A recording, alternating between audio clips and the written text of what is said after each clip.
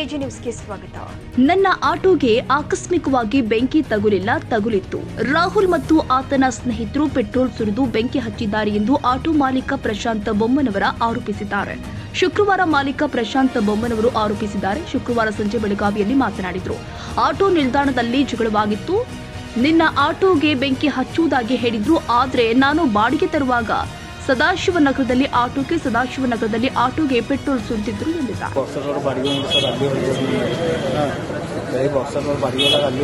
ಗಾಡಿ ಇವತ್ತು ಬೆಂಕಿ ಹಚ್ಚಿಲ್ಲ ಅಂದ್ರೆ ನಮ್ಮ ಅಪ್ಪಂತ ಹುಟ್ಟಿಲ್ಲ ಅಂತ ಹೇಳಿದ್ರು. ಯಾರು ಅವ್ರು ರಿಕ್ಷಾ ಹೋದ್ರು ಸರ್. ಮ್ಯಾಗಿನ ಸ್ಟ್ಯಾಂಡ್ ಮ್ಯಾಗ ಅದೇ ಸರ್. ಏನು ಹೆಸರು ರಾಹುಲ್ ಅಂತ ಹೇಳಿದ್ರೆ ಮತ್ತು ಜುಗಿತ್ ಅಂತ ಎತ್ತರ ಸಂಬಂಧ ಏನು ವಯಮಾನ ಸಿಗ್ತಾ ಏನಾಗಿದೆ ಜಗಳ ಆಗಿದ್ರೆ ಅದ ಮುಗಿದಿತ್ತು ಸರ್. ಮತ್ತು ನೀನು ಫುಲ್ ಗಾಂಜಾ ಪಿಂದ ಹೊರಗೆ ಗ್ಯಾಸ್ ಬಂದು ಸ್ಟ್ಯಾಂಡ್ ಮ್ಯಾಗ ಒಬ್ಬೈತಂದ್ರೆ ಅವಾಗ ಬಂದು ಅದಾಗಿದ್ದು ಅದೇನು ಅಂದಿದ್ರು ಅವ್ರಿಗೆ. ಆಮೇಲೆ ಅವ್ರ ದೋಸ್ತ ಕರೆಸಿದ್ರು ಅಲ್ಲೇ ಮಾತ್ರ ಮುಗಿದ್ರು ಅವ್ರು. ಮನೆಗೆ ಹೋದ್ರೆ ಮತ್ತೆ ಎಲ್ಲಿ ನಾ ಬಾಡಿಗೆ ಜೋಡಾಗೂಟ ಗಾಡಿ ಬೆಂಕಿ ಹಚ್ತಾರಂದ್ರೆ ಅಲ್ಲೇ ಚಾವಿ ಕೊಟ್ಟು ಕ್ಯಾಶ್ ಅಲ್ಲೇ ಹೇಳಿದ್ರು. ಮತ್ತು ಬಸ್ ಸ್ಟ್ಯಾಂಡ್ ಬಾಡಿಗೆ ಬೆಳಗಿಂದ ನಾನು ಪೀಡಿಗೆ ಹಚ್ಚಿದ್ರೆ ಬರ್ಗುದಂದ್ರೆ ಗಾಡಿ ಬೆಂಕಿ ಹಚ್ಚಿದ್ದಾರೆ. ಹೆಂಗೆ ಹಚ್ಚಿದ್ರು? ಗಾಡಿ ರನ್ನಿಂಗ್ದಾಗಿತ್ತು ನಿಂತಿದ್ರು ನೀವು? ರನ್ನಿಂಗ್ ಪೂರಾ ಸ್ಲೋನ್ ಅದನ್ರಿ. ಪೂರಾ ಪೆಟ್ರೋಲ್ ಗೊಜ್ಜಿದಾರೆ ಸರ್. ಅವ್ರು ಪೆಟ್ರೋಲ್ ಗೊಜ್ಜಿ ಎಷ್ಟು ಬೆಂಕಿ ಹಚ್ಚಿದ್ದಾರೆ. ಎಲ್ಲಿ ಗೊಜ್ಜರು ಪೆಟ್ರೋಲ್? ಅಲ್ಲಿ ಪಟ್ಟದ ಇದನ್ನ ಐತರಲ್ಲ ಅಲ್ಲಿಂದ ಫುಲ್ ಸ್ಪೀಡ್ ಹೊಡ್ಕೊಂಡ್ಬಂದಿಲ್ಲ. ಇಲ್ಲಿ ಬರ್ಗುದಂದ್ರೆ ಪೂರಾ ಬೆಂಕಿ ಹಚ್ಚಿದ್ರು.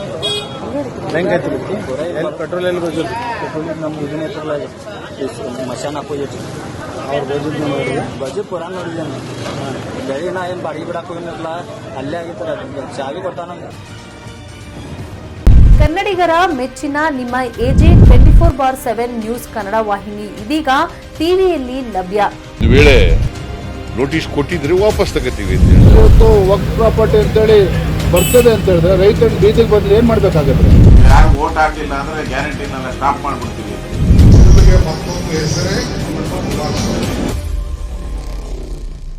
ಕರ್ನಾಟಕ ಮತ್ತು ದೇಶ ವಿದೇಶ 360 ಡಿಗ್ರಿ ಸುದ್ದಿ ಹಾಗೂ ಉತ್ತರ ಕರ್ನಾಟಕ ಬೆಳಗಾವಿ, ಬಾಗಲಕೋಟೆ, ಧಾರವಾಡ, ಹಾವೇರಿ, ಗದಗ, ಬಿಜಾಪುರ ಜಿಲ್ಲೆಯ ಕ್ಷಣದ ವಿವರವನ್ನ ಪಡೆಯುವುದಕ್ಕೆ ಎಜೆ 24/7 ನ್ಯೂಸ್ ಕನ್ನಡ ವಾಹಿನಿಯನ್ನ ಲೈಕ್ ಮಾಡಿ, ವಿಡಿಯೋಗಳನ್ನ ಶೇರ್ ಮಾಡಿ, ಕಮೆಂಟ್ ಮಾಡುವ ಮೂಲಕ ನಮ್ಮ ವಾಹಿನಿಗೆ ಸಹಕಾರ ನೀಡಿ ಮತ್ತು ಚಾನೆಲ್ ಅನ್ನ ಸಬ್ಸ್ಕ್ರೈಬ್ ಮಾಡಿ. ಧನ್ಯವಾದಗಳು.